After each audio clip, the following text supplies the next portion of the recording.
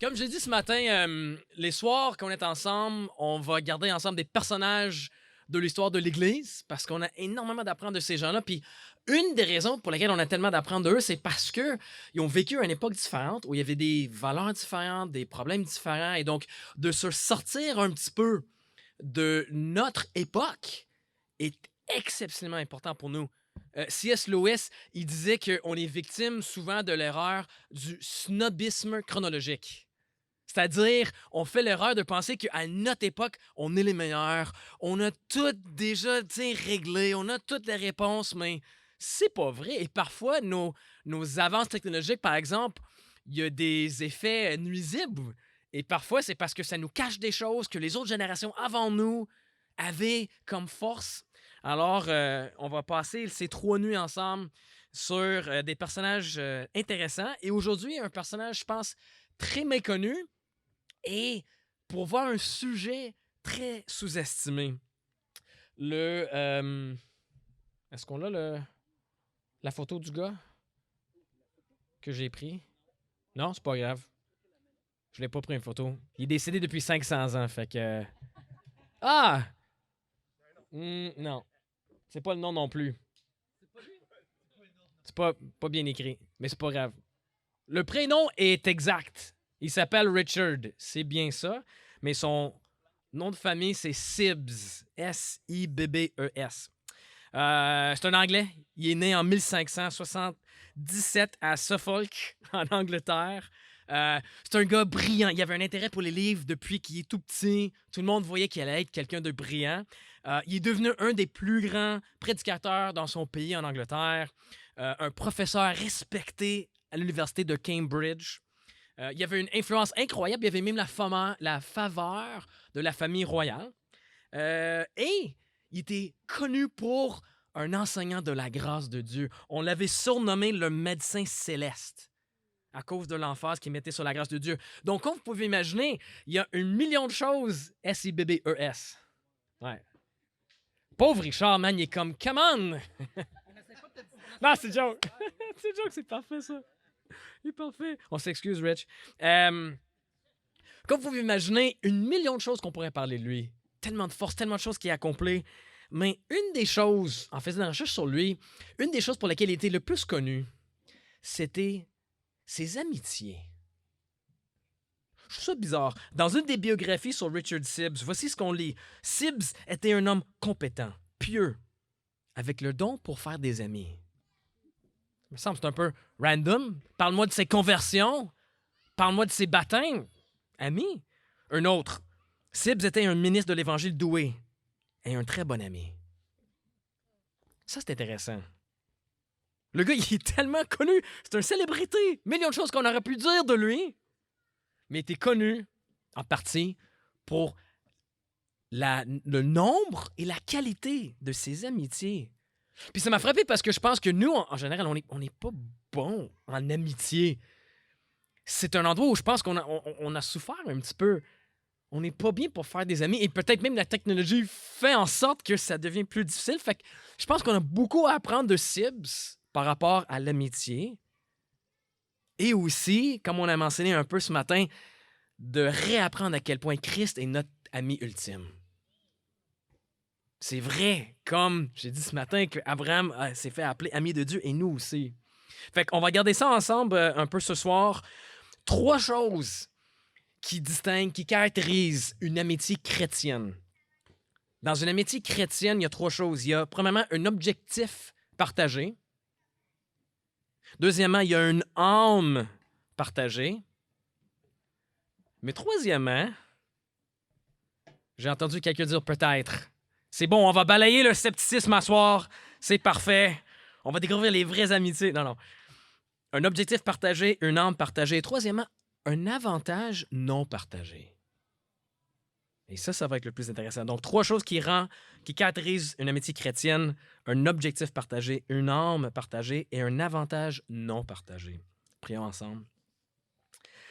Seigneur Dieu, merci pour Richard Sibbes, merci pour d'autres qui ont, oui, beaucoup à nous apprendre, mais si le Saint-Esprit n'est pas actif, aucune raison d'être ici. On ne veut pas juste apprendre de quelqu'un qui était un bon ami, on veut le devenir aussi. Donc, Saint-Esprit, on te demande d'être actif dans nos cœurs, dans nos vies pour exposer les endroits dans notre vie où on n'est peut-être pas un bon ami et de nous transformer, de fixer nos yeux sur l'ami ultime afin qu'on puisse être transformé pour devenir l'ami qu'on veut être et aussi afin d'avoir les amis qu'on veut être. On te demande de faire cette action-là qui appartient juste à toi. On ne peut pas faire nous-mêmes. Alors agis, Saint-Esprit, on te demande, dans le nom de Jésus. Amen. Donc, premièrement, un objectif partagé. Richard Sibbes, il était ce qu'on appelle un puritain. Je ne sais pas si vous connaissez ce terme-là, un puritain. Les puritains, c'était un mouvement chrétien en Angleterre qui est apparu après la règne de Marie Ier. Marie Ier, c'était une reine catholique. Les protestants l'ont surnommée Marie la sanglante parce qu'elle a tellement persécuté, tué des protestants. Mais là, elle est décédée le 17 novembre 1558 avec aucun enfant. Alors, c'est sa demi-sœur, Élisabeth Ier, qui lui succède, et elle est protestante. Mais là, il reste quand même beaucoup de catholiques dans le pays. Il y a beaucoup de divisions, beaucoup de conflits. Alors, ce qui se passe, c'est ce qu'on appelle le règlement élisabétain. C'est une manière de trouver un compromis un petit peu. Alors, ils ont quand même gardé beaucoup de, on va dire, la religion protestante. C'était quand même la religion officielle, mais ils ont gardé quand même beaucoup de pratiques catholiques. C'est une manière de trouver un compromis. Puis les puritains, c'est un mouvement qui est venu en réponse au règlement élisabétain, puis on dit non, on a besoin d'avoir une église plus pure. On ne peut pas tolérer d'avoir des pratiques qui ne se trouvent pas dans la Bible, des pratiques catholiques, des pratiques qui ne sont pas données par Dieu. On veut avoir une église la plus pure possible. On n'est pas d'accord avec ça. Alors, le nom puritain leur a été donné de manière péjorative. C'était pas un compliment. On disait, vous êtes bien trop purs, vous êtes des puritains. Mais pour les puritains, c'était très, très important. Et beaucoup d'entre eux encourageaient de se séparer de l'Église d'Angleterre afin d'avoir une Église plus pure. D'autres, parmi les puritains, comme Sibbes, il n'était pas d'accord. Lui, ce qu'il voulait faire, il voulait réformer l'Église d'Angleterre de l'intérieur. C'était un désaccord incroyable. Nous, on voit ça, puis on dit, mais comment, c'est pas la fin du monde, on a d'autres problèmes en ce moment, mais à cette époque-là, c'était massif. Toi, t'es pour quel côté? Séparatiste? Oh non, moi, je veux rester. C'était intense. Et beaucoup des meilleurs amis à Sibbes étaient des séparatistes. Pourtant, Sibbes avait des amitiés incroyables avec ces gens-là. Il était proche de ces gens-là. Je vais lire pour nous ce que le livre de Proverbes dit sur l'amitié. On veut étudier la vie de Sibbes, mais surtout, on veut voir ce que la parole de Dieu a à dire. Je vais lire quelques extraits de Proverbes. Dans le livre de Proverbes, on voit beaucoup de sagesse, comme vous savez, mais énormément aussi sur le sujet de l'amitié. Je vais lire Proverbes 18, 24 et ensuite une petite sélection de versets qui vient d'un chapitre après. Je vous donne un instant pour le trouver.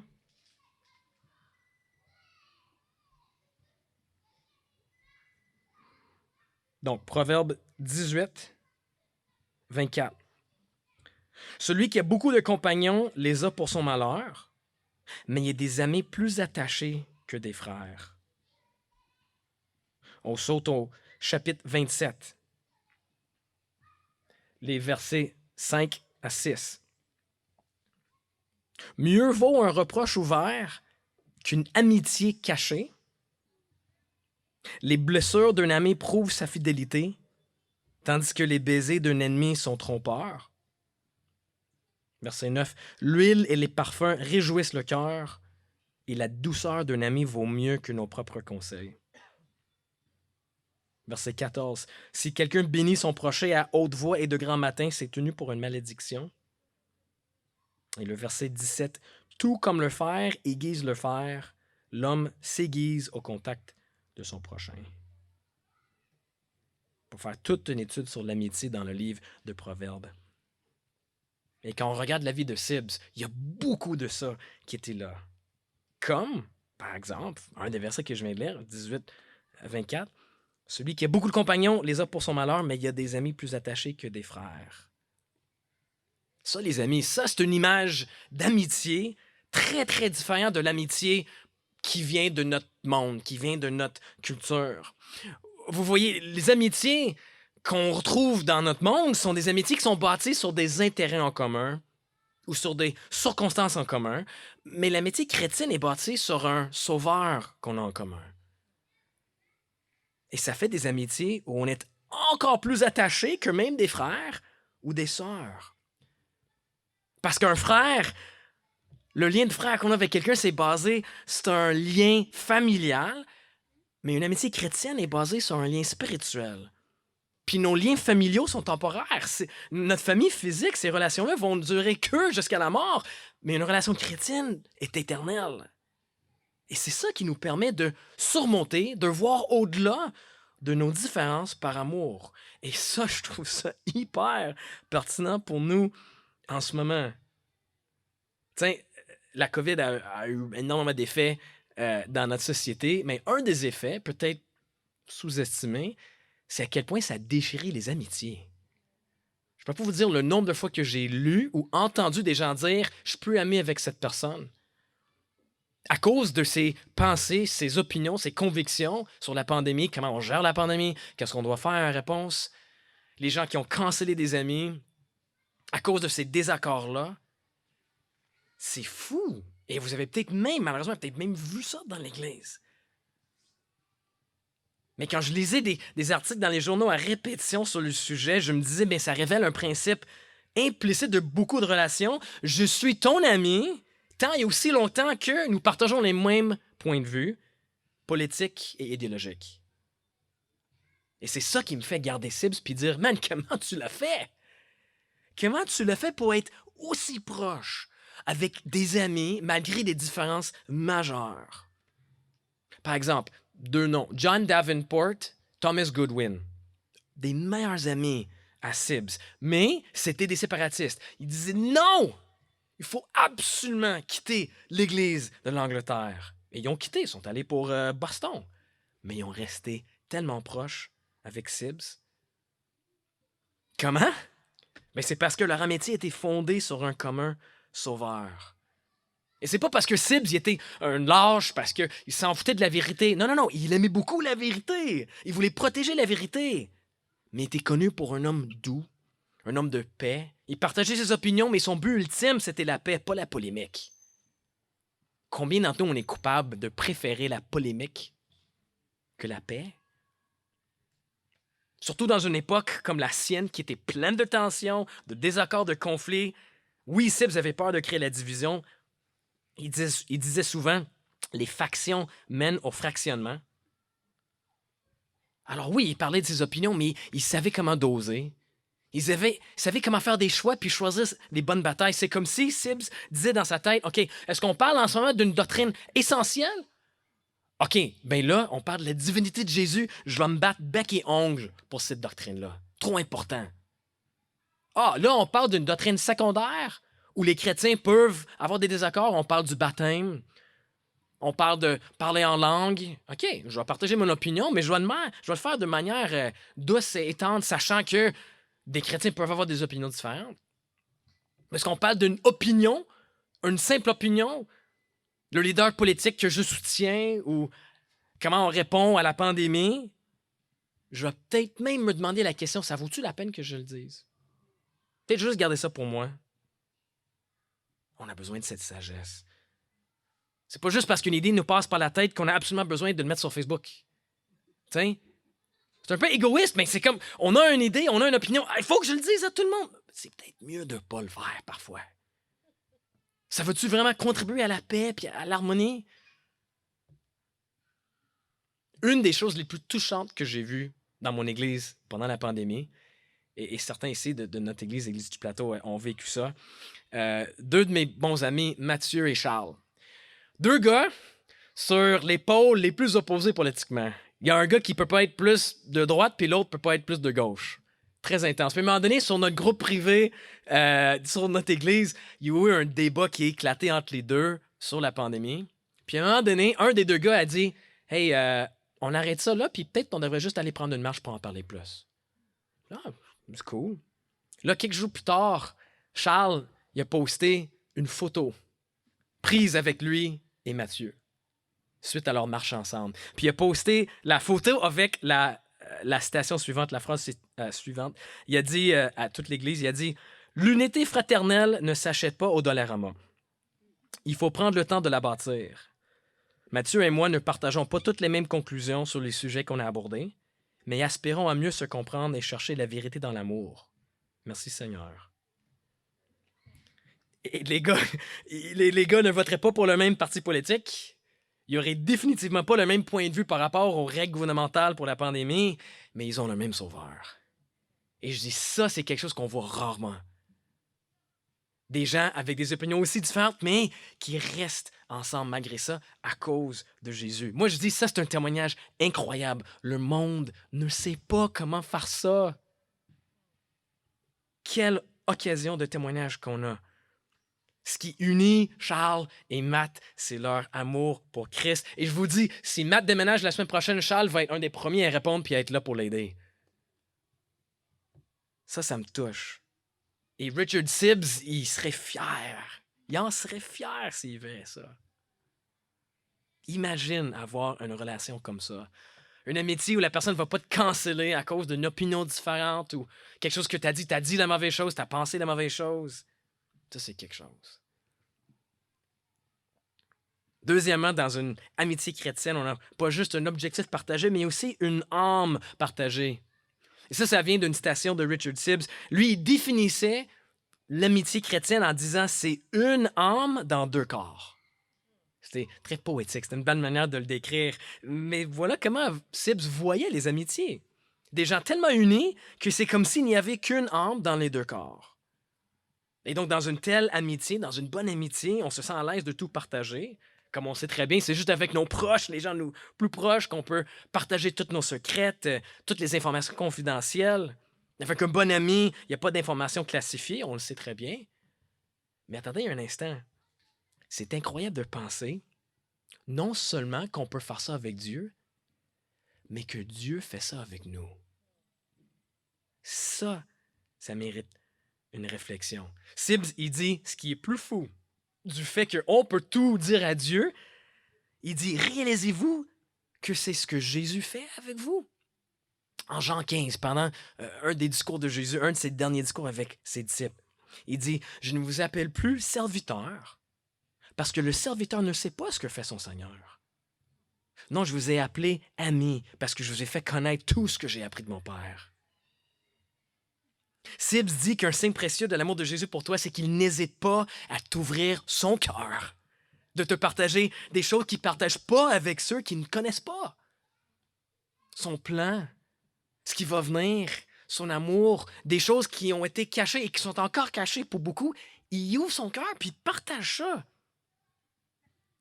Sibbs dit c'est précieux et c'est un signe de l'intimité que Jésus offre à ses amis, et juste à ses amis. On devrait être profondément touché quand Paul explique en 1 Corinthiens 2, en parlant du plan de Dieu ici, aucun des chefs de ce temps ne l'a connu, mais ce que l'œil n'a pas vu, ce que l'oreille n'a pas entendu, c'est à nous que Dieu l'a révélé par son esprit. À toi et à moi, à cause de son amour, il n'a pas peur de nous partager ses secrets et son plan. Jésus ne se tient pas à l'écart de toi, ce n'est pas une divinité froide et distante. Non, il dit, si tu fais ce que je te commande, tu es mon ami. Et donc, j'ai pas peur de te partager mes secrets avec mes amis. Ils sont près de moi et je suis près d'eux.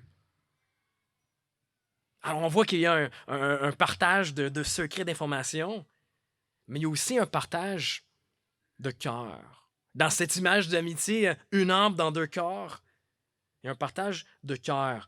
J'avais lu Proverbe 27, verset 5. « Mieux vaut un reproche ouvert qu'une amitié cachée. » Une amitié cachée. C'est quoi une amitié cachée? Ben, c'est on est proche avec quelqu'un, on est le premier peut-être à offrir un coup de main, on s'aime, mais on le dit jamais, on l'exprime à peine. Ce verset dit qu'un amour caché, c'est un amour inefficace. Et là, je m'adresse surtout à mes frères, aux gars ici, parce que je pense que beaucoup d'hommes vivent des amitiés cachées. Certaines femmes aussi, j'imagine, mais là, en tant qu'homme, je parle aux hommes. Beaucoup d'amitié cachée.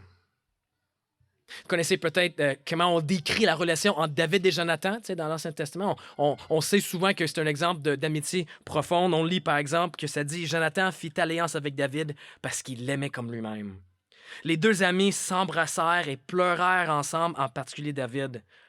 Vous savez comment plusieurs interprètent ça de nos jours? Les gens disent « Ben, regarde, ils étaient gays. » C'est clair. Regarde leur relation, ils étaient gays. Puis ça me frustre, pas juste parce que je suis pas d'accord avec l'interprétation, mais ça me frustre surtout parce que quand on dit ça, c'est comme on me dit non, les gars, vous n'êtes pas supposés d'avoir des relations comme ça. Vous n'avez pas le droit d'avoir ça. Non, non, ça c'est juste les filles qui ont droit à ça. T'es pas supposé de pleurer avec tes amis gars, pas supposé d'être intime, d'avoir un niveau de vulnérabilité. Non, ça c'est pour les femmes et les hommes homosexuels. Non, toi, tu as le droit à un man hug et c'est tout. Ça, c'est triste. Pour moi, en tant qu'homme. Moi aussi, j'ai besoin d'intimité, à part juste celle avec ma femme. Mais non, on voit cette intimité-là, puis on dit non, ça, c'est pas pour les gars. C'est pour ça que j'aime ce proverbe, parce que le proverbe dit c'est important d'avoir ça dans une amitié. Une amitié cachée, c'est pas une bonne amitié. Dans une bonne amitié, les émotions sont partagées librement, ouvertement, parce qu'un amour caché est un amour inefficace. En fait, Sibbes y va encore plus loin. Il dit que dans une amitié véritable, on partage même les objets de notre amour. On aime ce que l'autre aime et on déteste ce qu'il déteste. Vous avez vécu ça. On a un ami, il va magasiner quelque part, puis il est maltraité par le propriétaire, puis il dit « Ah, moi, je vais jamais aller magasiner là. » Puis toi, « Ouais, moi non plus, on boycotte. Hey, toi aussi, on va boycotter. » Tu sais, on vit à la défense de notre ami parce qu'on l'aime, puis ce que lui déteste, on déteste aussi.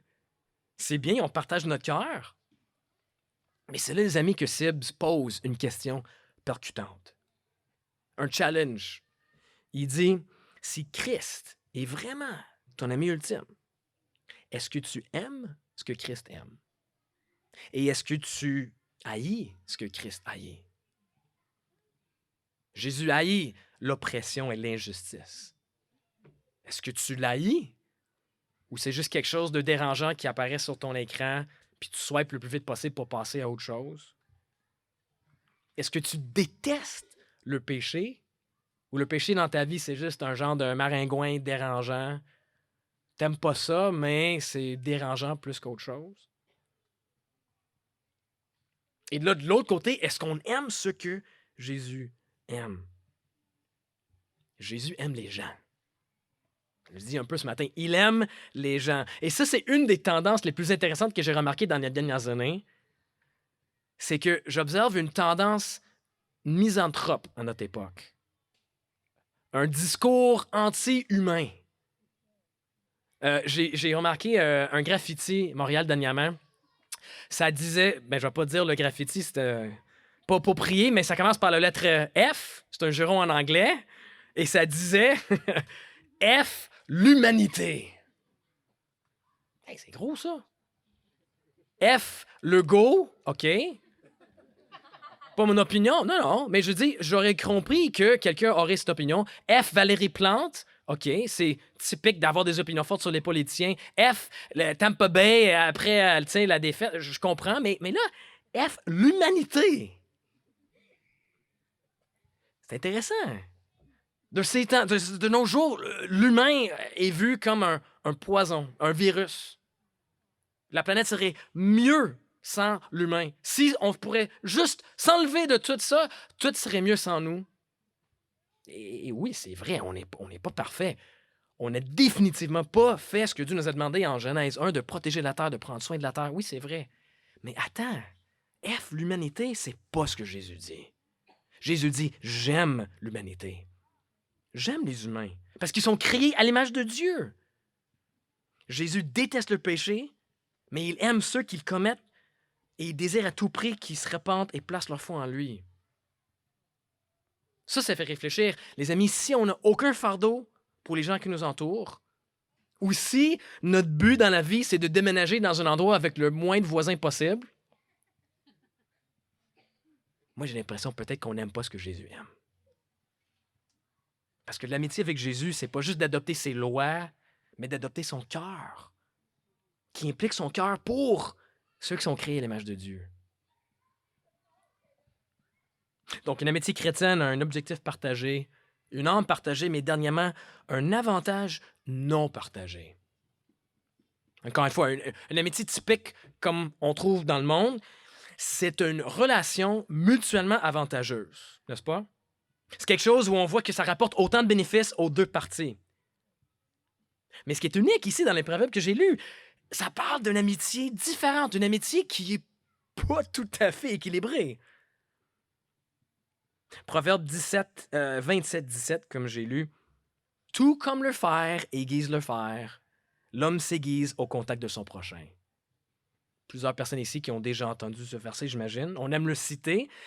Mais avez-vous déjà remarqué que quand on aiguise quelque chose, il y a juste un des fers qui est aiguisé? Il y en a un qui fait le travail, puis il y a l'autre qui tire le profit. Donc, tu as une pierre à aiguiser de fer, il y a un couteau de fer, on aiguise, mais c'est seulement un des fers qui en bénéficie. La pierre à aiguiser ne tire aucun avantage. Ça, c'est intéressant. Un des hommes fait le travail, demandant d'aiguiser l'autre, et l'autre en tire aucun profit. Voyez-vous ce que ça veut dire? L'amitié chrétienne n'est pas censée être une relation mutuellement avantageuse. Parfois, c'est le cas, c'est pas mauvais, c'est correct. Mais moi, ce que je vois, c'est le problème, c'est que si on s'attend à ce qu'on reçoit toujours autant que l'on donne, on va être amèrement déçu.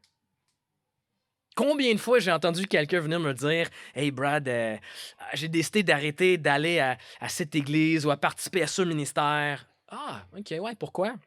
Ah, ça me faisait pas grand-chose. Hey, peut-être que ça faisait grand-chose à quelqu'un d'autre, tu sais.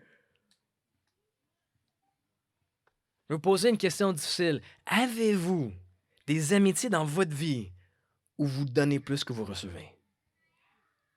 En avez-vous dans votre vie? Ou est-ce que toutes vos amitiés sont des relations mutuellement avantageuses? Avez-vous des amitiés où ça te fait pas grand-chose pour toi, mais tu donnes beaucoup, tu aiguises beaucoup, tu investis beaucoup? As-tu des relations où l'autre personne a besoin de toi plus que toi, tu as besoin de lui? Jésus regarde ça et il dit « Ah, c'est beau! Ah, que c'est beau! C'est ça que j'aime! » Pourquoi Jésus aime ça? Parce que pensez, c'est ce qu'il fait aussi, Jésus! Chaque amitié qu'il a avec nous, il donne plus qu'il reçoit. Aucune exception. Et pourtant, lui, il n'est jamais fatigué, jamais courbé sur un fardeau, il n'a jamais besoin d'un repos, il ne va jamais faire un burn-out. Parce que lui, il a une quantité d'énergie relationnelle infinie, pouvoir infini pour nous aider à porter nos croix, une énergie infinie pour nous aider dans nos relations où on donne plus qu'on reçoit. Là, je sais, quelqu'un va dire, ben, Brad, oui, mais on n'est pas Jésus. Il faut faire attention. On ne veut pas faire de burn-out. On ne veut pas ça. Tu sais, il y a des gens dans la vie, ils sont comme des éponges. Ils vont juste tout prendre de toi, puis... OK. Le problème, c'est que je pense qu'on est déjà conscient de ce danger. Pas besoin qu'on le dise. Par contre, je suis pas certain qu'on est autant conscient de l'autre danger, de finir par avoir juste des relations mutuellement avantageuses. C'est ça la vision du livre de Proverbes pour l'amitié. La vision de l'amitié de Richard Sibbes. Des relations qui exigent parfois beaucoup de patience, parce qu'un aiguisement, on sait, ça produit des étincelles. Des relations qui sont parfois drainantes, oui, qui prennent beaucoup d'énergie. Mais lorsqu'on se sacrifie pour l'avantage de l'autre, on est assuré d'avoir l'aide de l'ami ultime qui ne faillira jamais de nous donner tout ce qu'il faut pour ça. Sibbes disait « Un ami chrétien est une prédication ambulante. » J'aime ça. Le pouvoir, le témoignage d'une amitié chrétienne est incroyable. Mais, on s'entend, c'est pas ce qu'on fait souvent. C'est pas ce que moi je fais. Souvent, je pense juste à mon propre bénéfice. Parfois, très égoïste. Regarde, c'est le premier verset que j'ai lu. « L'ami aime en toutes circonstances. » Pas moi. Pas toi, j'imagine. Non, non, mais je connais un ami qui aime en toutes circonstances. Quelle définition de Jésus-Christ. On ne peut pas imaginer un ami plus fidèle. Aucun ami de l'histoire ne s'est jamais désavantagé comme Jésus a fait pour nous, right? Quand Jésus est allé à la croix, il n'a pas pensé à son avantage, à ce qui va l'aider, mais il a pensé à nous. Il s'est désavantagé en donnant sa vie comme rançon, comme sacrifice, pour payer le prix pour nos péchés, afin qu'on nous puissions être justifiés, avoir le statut d'enfant, pardonné, aimé, chéri par Dieu. Christ s'est désavantagé de manière cosmique, de manière infinie, afin que nous puissions être avantagés de manière infinie. Et Sibbes dit, c'est ça la source de la puissance pour être un bon ami. Sibbes écrit, d'autres amis échoueront, mais cet ami n'échouera jamais. Combien de notre vie serait-elle remplie de paix si seulement on pouvait saisir ce que signifie ce titre ami? On n'est pas des amis parfaits, mais selon Sibbes, si on veut devenir un meilleur ami, il faut d'abord expérimenter l'amitié de l'ami ultime. Si on essaie de le faire par nos propres forces, fini, ça ne va pas marcher. Mais si on fixe les yeux sur Jésus, puis on découvre et on saisit à nouveau son amitié, pour nous, on va être profondément émerveillés. Ça va nous faire capables d'être des amis comme ça pour les autres. Peut-être que tu es dans une situation en ce moment, comme j'ai décrit hier soir. Vous vous sentez un peu loin de Dieu, fatigué, pas au top spirituellement, pas certain comment comme revenir sur le bon chemin. Vous vous rappelez ce qu'on appelait Jésus? Un des noms qu'on avait donné à Jésus? Ami des pécheurs. Ami. Ça n'a pas dit celui qui tolère les pécheurs, celui qui les accepte en apparence mais qu'au fond de lui les méprise, celui qui les aime pour un certain temps mais éventuellement il enlève son amour. Non, leur ami. Pourquoi passer une seconde de plus sans lui? Revenons à lui. Il va nous donner toute la joie qu'on cherchait ailleurs. Et on peut compter sur sa amitié-là parce que, écoutez ce que Sibbes il dit. Il est le plus connu pour cette phrase que je vais vous dire. Il y a plus de miséricorde en Christ que de péché en nous. Ça, c'est une phrase à se rappeler. Parfois, on pense que c'est l'inverse. Ah, trop de péché, trop de distance, trop lointain maintenant de Dieu. Sibbes dit, c'est pas vrai. Il y a plus de miséricorde en Christ que de péché en nous. Peut-être beaucoup de péchés se sont accumulés dernièrement, mais ça ne va jamais, jamais dépasser la quantité de miséricorde qui est en Christ pour ses amis, parce qu'il est l'ami ultime, l'ami de pécheurs. Revenons à lui. Prions ensemble.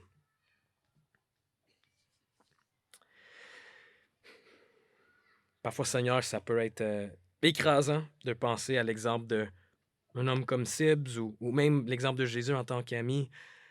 Alors, merci que c'est au-delà de nous. Merci que ça nous dépasse, parce que si on essaie de le faire par nos propres forces, ça ne va pas marcher. On a besoin de ton aide, on a besoin de ton amitié, que ça nous transforme. C'est une phrase bien simple de dire « Jésus, notre ami », mais la réalité à laquelle ça pointe, ça peut nous transformer. Permets, Seigneur, qu'on puisse découvrir davantage cette miséricorde que tu as pour nous, qui est toujours plus grande que nos péchés, et que ça fasse de nous des meilleurs amis pour les gens autour de nous. De parfois donner plus qu'on reçoit, d'aimer de manière sacrificielle, afin que nos églises puissent être transformées, afin que les gens dans notre monde puissent voir un exemple d'un amour, d'une amitié qui peut tout endurer, qui ne va pas nous canceller si on fait ou dit la mauvaise chose. Notre monde a besoin de voir ça. On prie que ton Église, les églises représentées ici ce soir, soient transformées de cette manière-là. On prie ça pour ta plus grande gloire.